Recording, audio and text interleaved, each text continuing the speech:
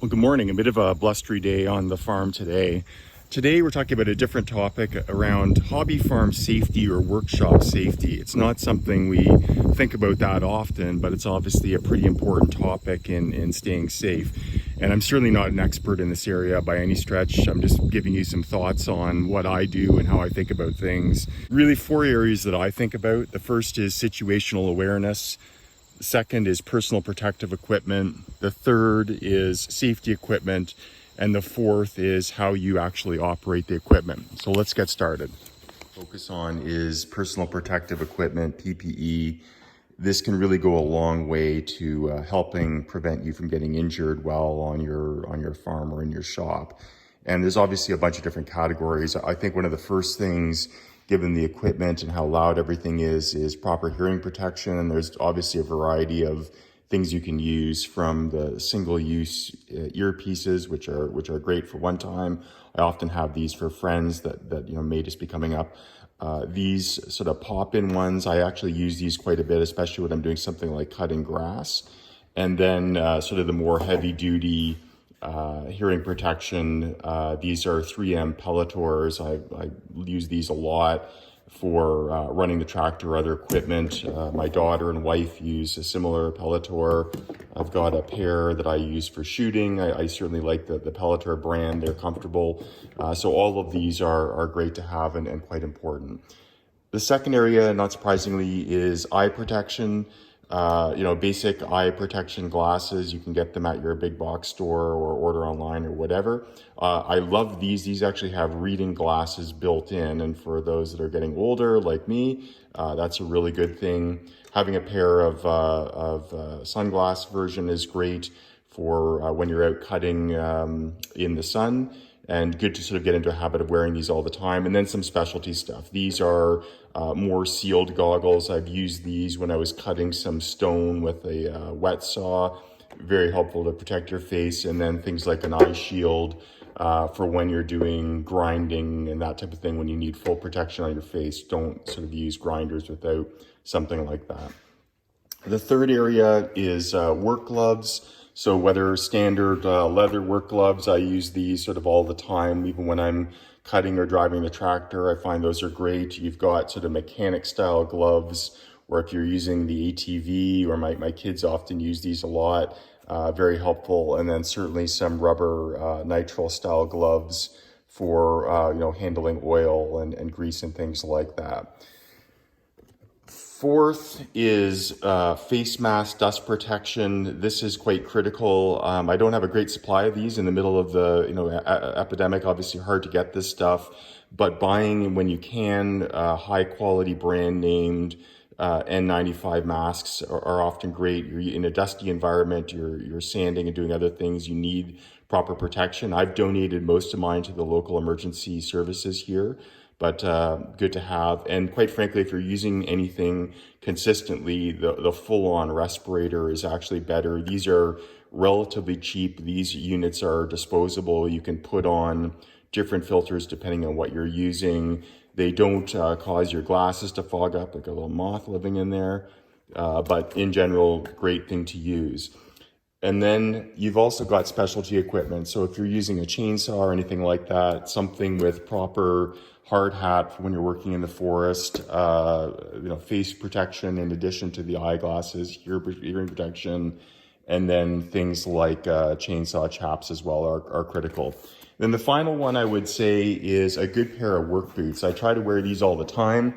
These are mine. They're Blundstone slip-ons. They're great. Highly recommended. They're green tab with a composite toe and a composite shank underneath. I think the first thing to think about when you're thinking farm safety is situational awareness. So starting with a really good understanding of the context you're in, the dangers you potentially experience, what the operating environment looks like. As a starting point, I'm 30 to 40 minutes probably from emergency services. So think of it as, 30 or 40 minutes before the fire department gets here, a round trip of an hour probably before you get to a hospital. So it's important to be somewhat self-sufficient.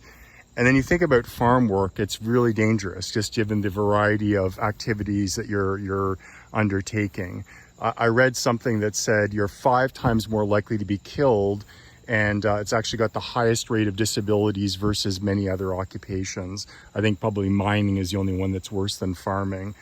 The other thing that I think is an interesting statistic is something like those that work less than 20 hours a week on a farm versus full time are 2.5 times more likely to get injured. So, myself as a hobby farmer definitely fall into that category of being less experienced.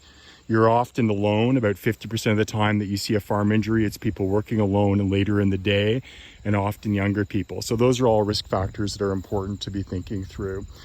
The variety of work that we're using. So you've got tractors, power tools, attachments, ATVs, chainsaws, you're working from heights. All of those things are quite dangerous as well. And the third area is safety equipment like first aid kits, eye wash, fire extinguishers for your shop. As I mentioned off the top, we're a fair ways away from emergency medical services. We're probably at least 30 minutes before someone can get here. So being somewhat self-sufficient is helpful. We have a main first aid kit in the house with a lot more equipment, but something like this, just in a durable box with some basics is really all you need. Set of gloves, some regular bandages just for sort of minor scrapes. Some 4x4 bandages are helpful. And then some triangular bandages are great for compression and managing cuts. You can see here, this is mainly set up for cuts, which I think is probably the most common thing that you would have in a workshop. Something similar, like an eye wash of some sort. I bought this just at a local auto parts store. This is 32 ounces or about a liter. Stores in the container that you saw at the beginning. You just twist it off to rinse your eyes. If you get something in your eyes, it's great to have as well. Fire is probably the biggest thing I worry about at the farm, like in the shop or a building. Actually, this weekend we saw a massive farm fire quite close to us, but closer to town, and the whole building was gone. They probably had 15 trucks on scene eventually. Wasn't enough to get it. They didn't get there fast enough, and that's the challenge with often rural fire departments. So having some fire equipment is good. If you can, I would really avoid using the cheap stuff you're going to buy at a big box store. Invest in some, semi-commercial units like this. They're certainly more expensive. They'll last longer. They can be recharged and tested.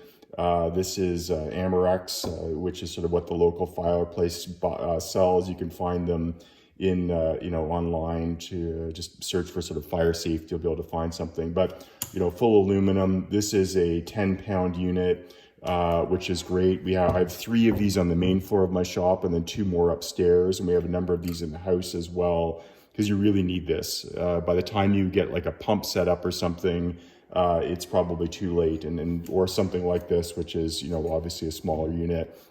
Goes without saying, smoke detectors, carbon monoxide detectors. These are a linked version, which is handy. They're linked to the ones in the house. They send me a notice on my phone, so that kind of stuff is helpful as well. The fourth area is some form of communication. Most of you are likely already carrying a mobile phone. Make sure you've already got this. As I mentioned at the top, roughly half the accidents happen when people are alone, so you need to be able to get in touch with somebody. And then beyond that, something like an FRS radio. These are super cheap, easy to buy. I probably in most places will give you the range that you need. And then I happen to be an amateur radio operator, so I've got an amateur 2-meter radio linked up to the local repeaters that I can use, which is helpful. And, if you've got a big enough operation, this is more towards commercial, but you can also go with something like a commercial radio as well. I'll show you 2 little things I've got on the tractor which are helpful. One is communication. You can see here, I've actually got a whistle strapped around the steering wheel in addition to the tractor key. Obviously, if you're stuck or something, having a whistle is super helpful. Then the other one sort of within arm reach or close by is right there. I have a combat dressing taped to my roll bar. So if you were to get injured or someone gets injured, with a piece of equipment, you've got something that you can quickly grab. The final area is around operations. You've got, first of all, a variety of equipment on the farm, heavy equipment, lots of moving parts, noise, vibration, everything's big, sort of things that are dangerous to operate, whether it's a snow blower or a tiller. You know, this bush hog will cut down 3 or 4 inch trees. It will, you know, hurt you pretty badly with something that's being thrown like a rock, or if someone's to get underneath that.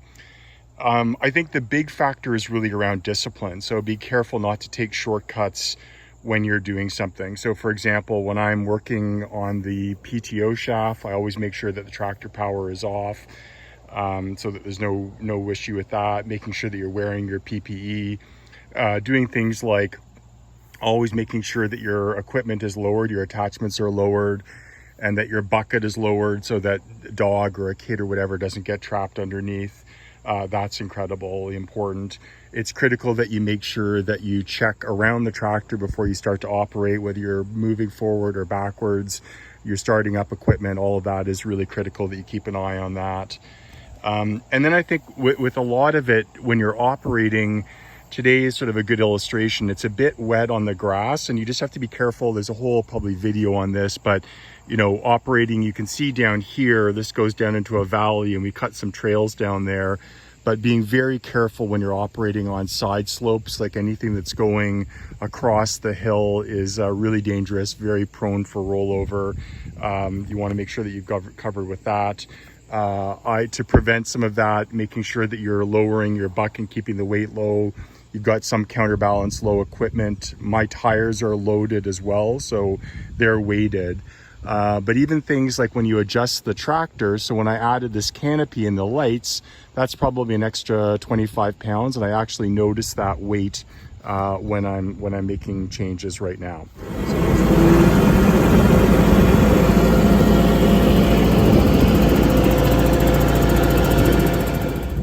All right, a quick demonstration of the importance of looking around before you operate any big equipment. So, look what we have here, the farm dog, hidden away right there. Come here, Penny. And let's see what we have over here. Aha. Someone else waiting for us. I've added lights to improve visibility, not only for working, but also to help with safety. At the top, strobe light, some rear lights, there's a rear work light and some actual side lights for working as well. And then I've got some front lights over here. We're sort of in the process of wiring some of these together, but that helps a lot versus just the lower down hazard lights that come with the tractor. We have a bit of a blind approach up to our driveway, and so we've got some lights on to try and mark the tractor. I'll show you what it looks like without any lights on first of all.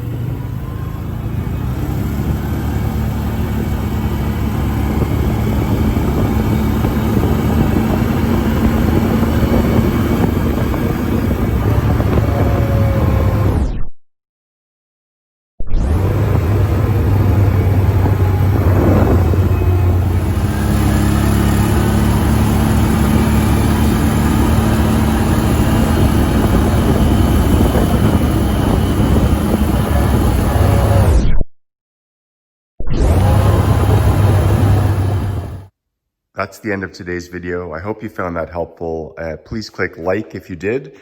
Please don't forget to subscribe, and I'd love to hear your comments around what you do for your hobby farm safety.